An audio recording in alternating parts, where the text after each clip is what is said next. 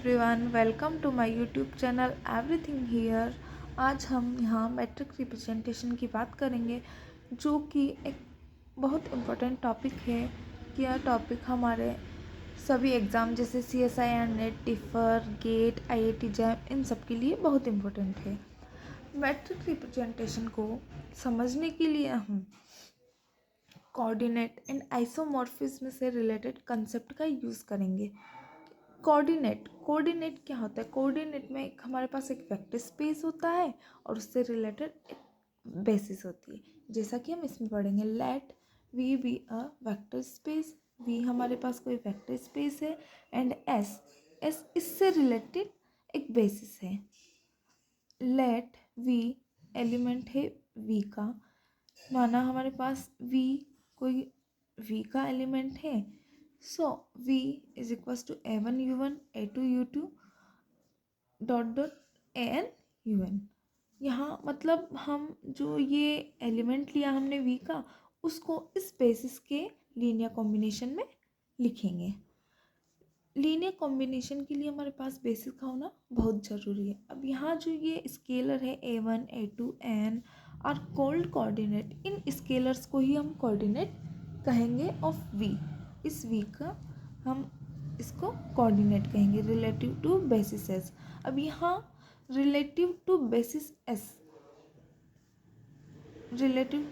S यहाँ ये सब जो कोऑर्डिनेट है वो बेसिस एस से रिलेटिव है।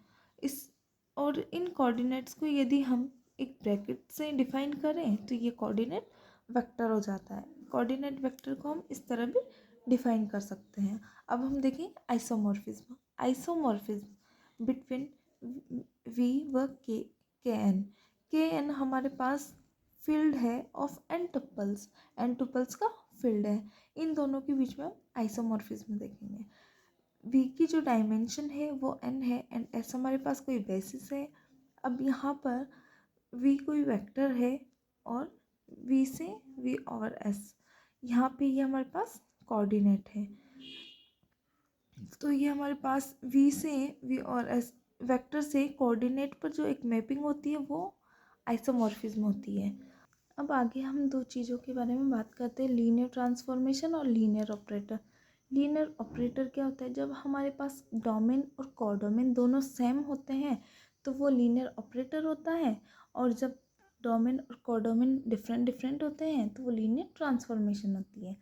हम जानते हैं कि जो लीनियर ऑपरेटर का जो कलेक्शन होता है ऑन वी, उसको ए ऑफ वी से डिफाइन करते हैं। माना dimension A of V is equals to N square.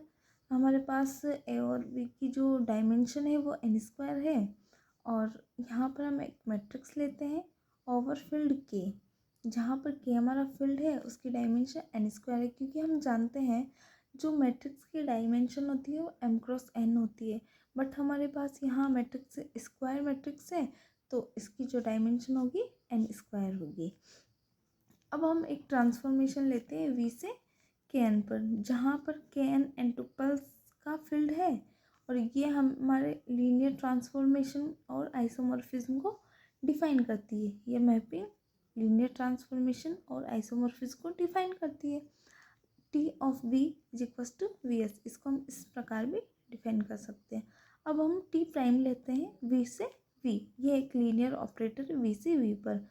अब जब वी, इसको हम के एन से के एन पर भी कह सकते हैं, क्योंकि हमारे पास जो ट्रांसफॉर्मेशन दे रखी है वी से के एन पर दे रखी है, और जो ये टी प्राइम है वी से वी पर है, तो इस तरह हम टी प्राइम को के एन से के एन पर कह सकते हैं।